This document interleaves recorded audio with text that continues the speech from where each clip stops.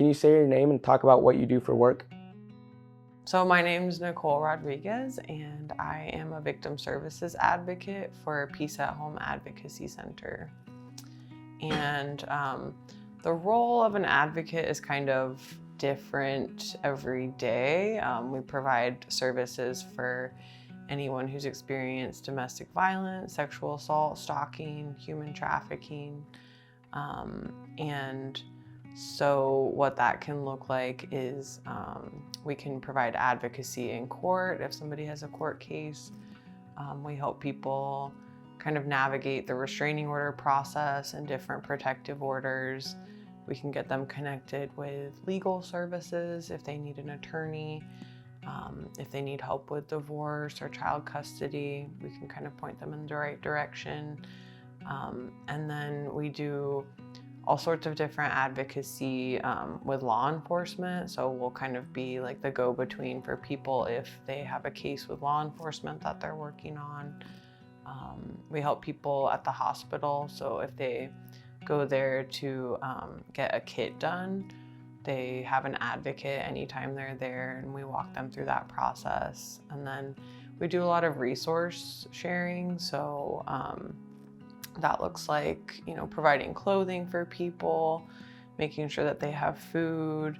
Sometimes it's gas, just all sorts of different things that people need when they're trying to get out of an unhealthy relationship and are kind of trying to plan their next steps forward. How would you describe your place in the community?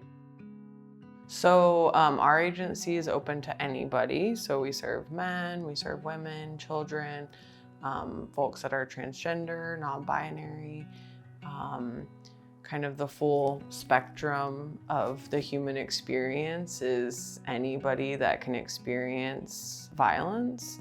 So our services hopefully reflect that they really are open to anybody. And I think that there's kind of a lot of misconceptions sometimes about who experiences domestic violence. I think that sometimes people think it's an issue for people that are living in poverty, but domestic violence really does not have kind of one single face to it. So, we support people whose partners are doctors or, in law enforcement. Like really this issue kind of stretches across the whole experience of just being a person in our community, and really does not have like a favorite sort of racial demographic either.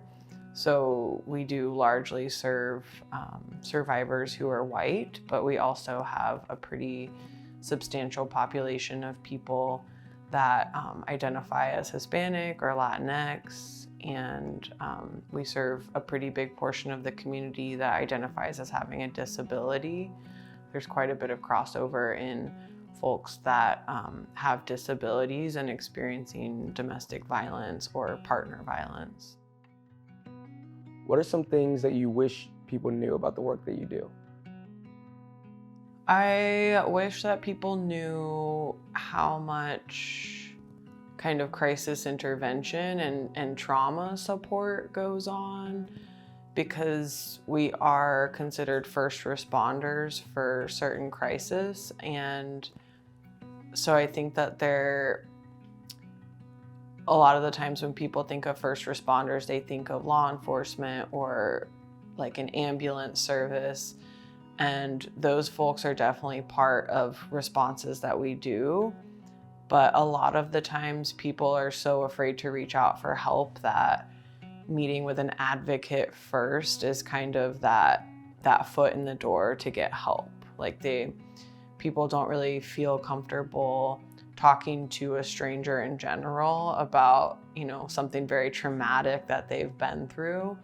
But being able to talk to an advocate, somebody that isn't in uniform, I think can kind of lower some of those anxieties that people might have about reaching out for help or reaching out for support, because that's such a hard thing to do just in general.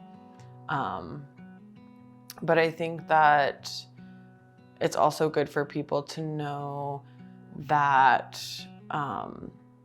you're gonna see the same people. I think in any service provider or support role, it's not typically just like one and done that you're working with somebody. It takes on average 7 times for somebody to leave an unhealthy relationship. And so just knowing that maybe the first time that you meet with somebody, the support that you're trying to offer them might not necessarily be the time that they're ready for all of that. And so I think that you have to be pretty tough when you're doing service work to know that people are on their own journey, and sometimes we're just planting seeds for them to come back and water later. That it's really hard to leave a relationship for so many different reasons, whether that's financial reasons, whether you share a kid with a person, maybe you share a pet, a dog, you share a car. There's so much about relationships that kind of can intertwine our lives with somebody else's, that breaking away from that is not a simple process. And I think in this work specifically, a lot of the times people will say, well, why didn't you just leave? If somebody is treating you horribly, why don't you just leave them?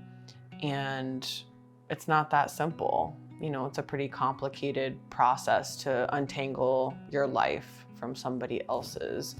And generally, if somebody is causing you harm, it's somebody that you have, a deep connection with or a deep relationship with. And so breaking those ties is a pretty complicated process. What is difficult about your job? Some of the things that are the most challenging for me is working within systems. So trying to support people through the legal system, or trying to support somebody through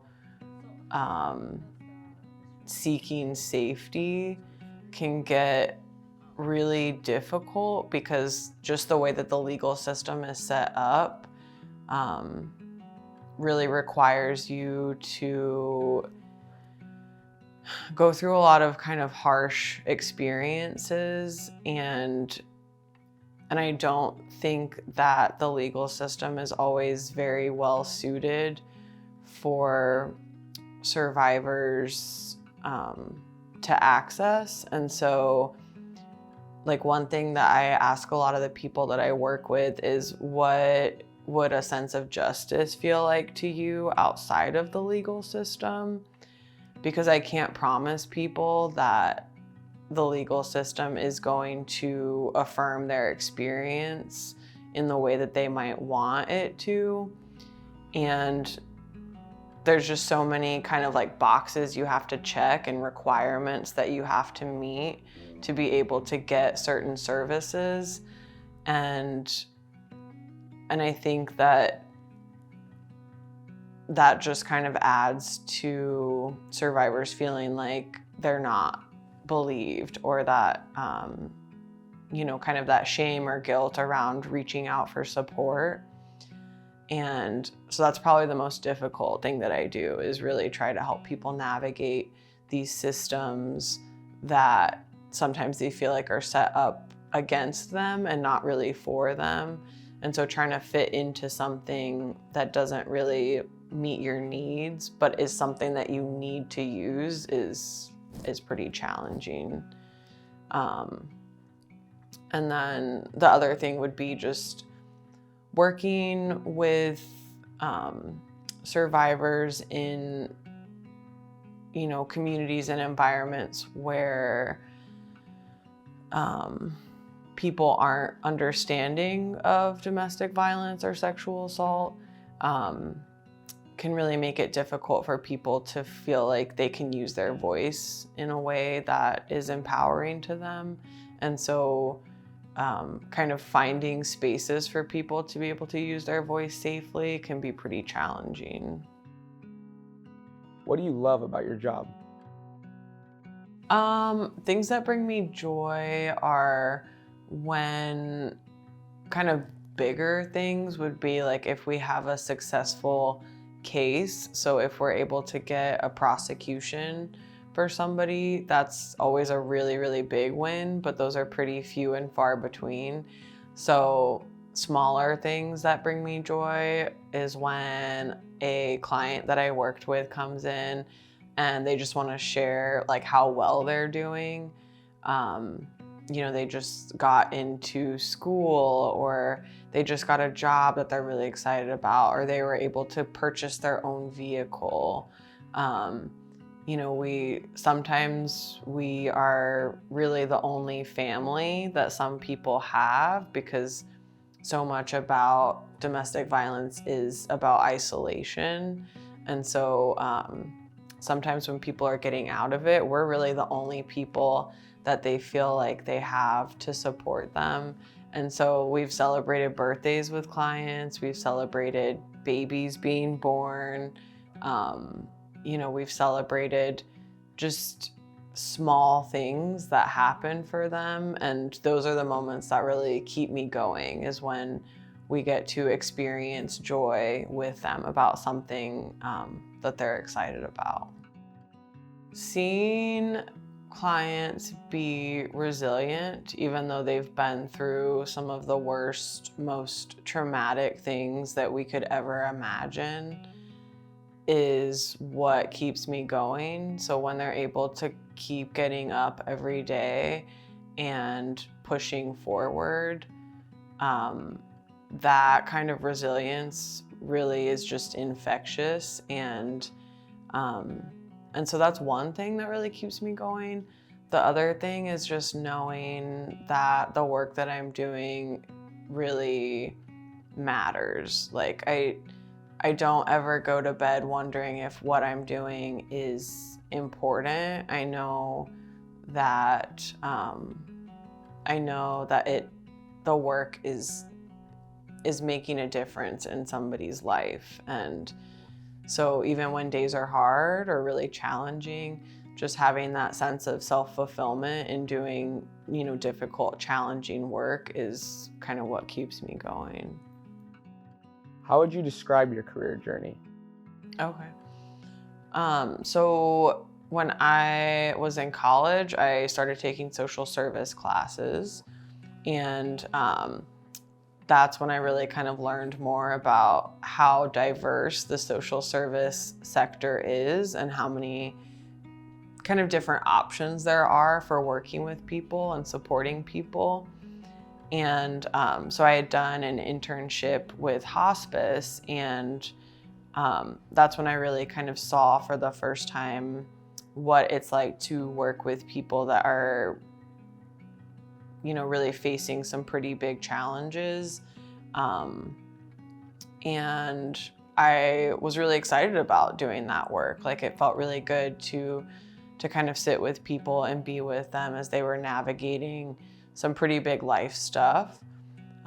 So once I graduated, I started to look for jobs, trying to figure out what I wanted to do next. I had always worked with kids. I had always done, I'd been a camp counselor, I'd worked in daycares, I'd been a nanny. So just kind of really focusing on working with kids was my comfort zone. So when I started looking at the AmeriCorps website and seeing just kind of the diverse options that they offer for doing service work, I realized that I was ready to kind of take on the challenge of doing something that was really different. And so that's when I found out that there were domestic violence advocates. I honestly didn't even know about it before I kind of found this organization. And so I came out here and did my service term out at shelter, working with the kiddos out there, and really, really loved it. And then I ended up getting an actual permanent position with the agency. And since then I've moved into a position as a director. And so I really, now I have people that I supervise and people that are on my staff that, just with the experience that I've had, I'm able to kind of help them in their journey as an advocate. I don't know, I think just knowing that there's so many different ways to support people and provide services to people, really, don't put yourself in a box of, just doing one thing to work with people and provide them with resources. Because my journey was really just kind of finding that thing that brought me the most joy and doing that. And just finding kind of what my spot was. What's rewarding about your job? The things that bring me inspiration are just when clients have a success. So being able to be with them and kind of celebrate their successes with them brings me a lot of kind of purpose and, I think not taking anything super personally as well. So kind of keeping a really solid perspective about kind of life and what my role in it is. And, that's to be a helper and to be a supporter. And so not taking on other roles that aren't really mine to take.